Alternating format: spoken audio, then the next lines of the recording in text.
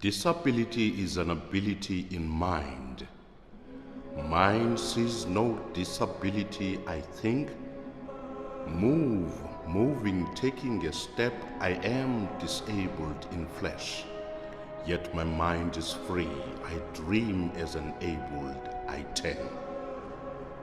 Alive, living, loving myself, I am proud of who I am. I have survived as a disabled one, and yet to be is not a privilege. I say again, disability is an ability in mind.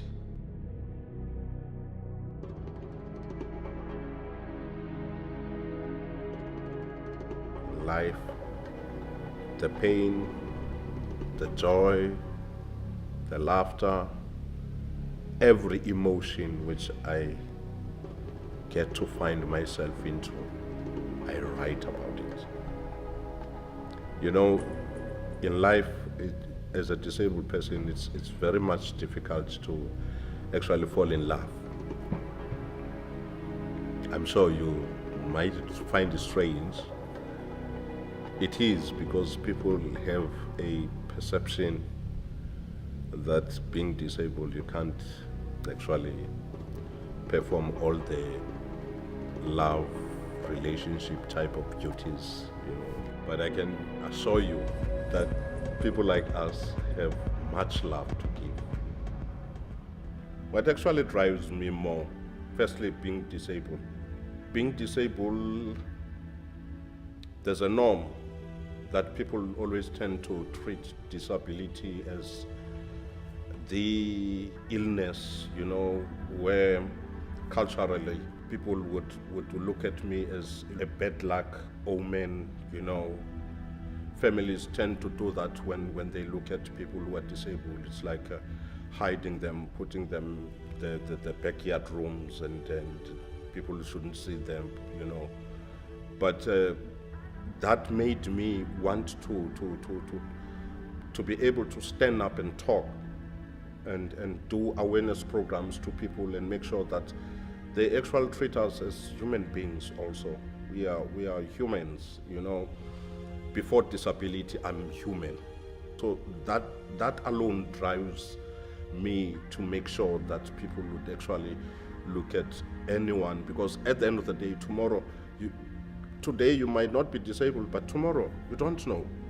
Tomorrow you might be in an accident and then suddenly you are disabled, you see. So to me is to make sure that I'm becoming that voice of the voiceless and be able to speak, to raise issues, you know, to the government sector also, and make sure I guide them and give them guidance in terms of making sure how to treat the disability sector.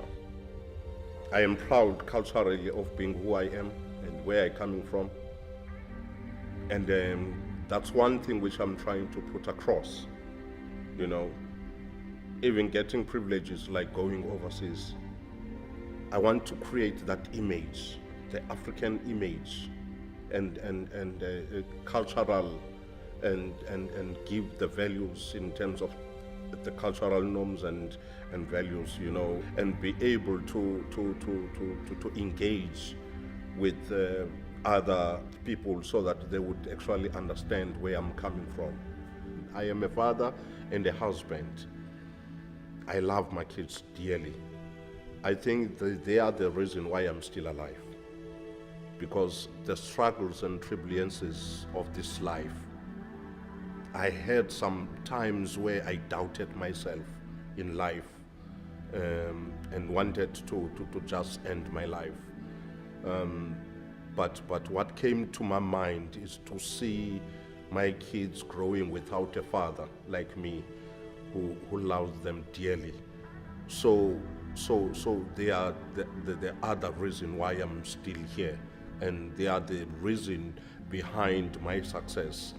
I'm making sure that I want them to be proud of me, in spite of saying my father is disabled, but for them to be proud to show me amongst the audience and say, that is my father. Even though he's disabled, he's my father. He's everything to me. That's what I'm trying by all means to do, you know. Through the talents which God gave me, I'm striving to make sure that they become proud of me. The Department of Education is not doing anything in terms of trying to teach the teachers how to handle kids who are slow learners, you know. There's a notion, there's a thing which I don't like mostly is to see the way they treat those kids as if they are dumb. There's no one is dumb. Anyone can be slow but not dumb.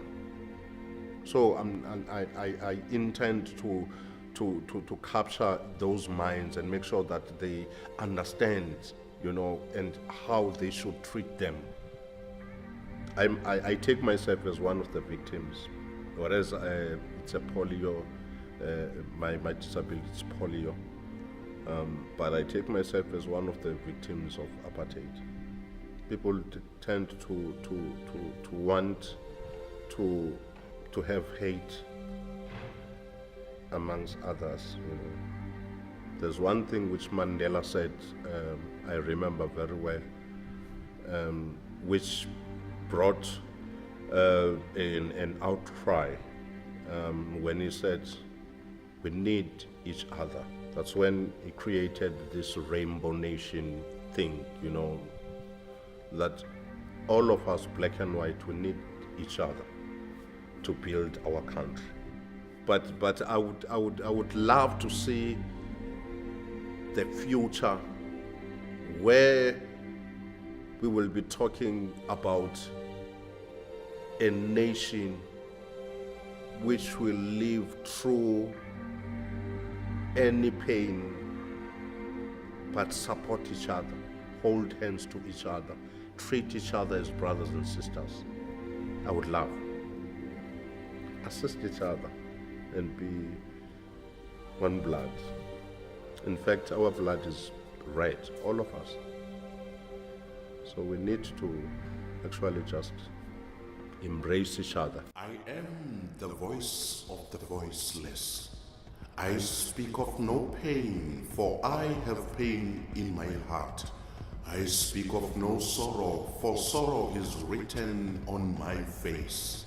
Pain of a young black prodigal son who owns no father and mother.